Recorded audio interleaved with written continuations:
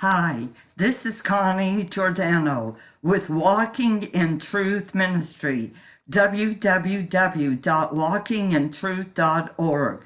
Join me now in an exciting teaching from God's holy word. Is it possible for you as a Christian to be deceived? The truth is that none can claim exemption from the possibility of being deceived. Appearances can be deceptive.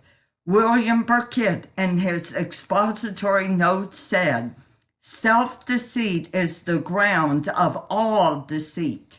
Whatever deceit is abroad, it begins at home." Matthew Henry said in his commentary, "Satan himself, though he is the great deceiver, could not deceive us if we did not deceive ourselves." So in this teaching, we want to examine self-deceit, deceiving your own self. What does the Bible say about this matter?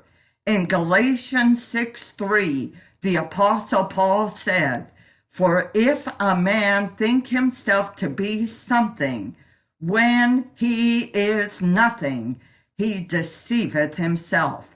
In other words, when you think you are a big number, when you are really a zero, you are deceiving your own soul. You have an undue opinion of yourself. You have too high an opinion of your rights. You are puffed up with vain conceit of your own wisdom. You are the proverbial know-it-all. If this describes you, you are living in a fool's paradise. In 1 Corinthians 3:18, the Apostle Paul said, "Let no man deceive himself." What is the first cause of self-deceit? It is the treachery of the heart.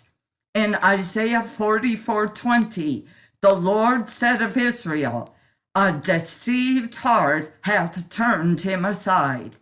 The Lord was implying here that the heart is the first to go wrong, followed by the understanding and then the conduct.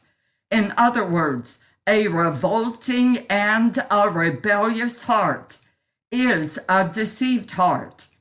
Because of some inordinate love in your heart, you decide that you are going to walk contrary to what God has commanded. Matthew Henry said in his commentary on James 1:26, "We must beware of deceiving ourselves in denying or excusing our sins."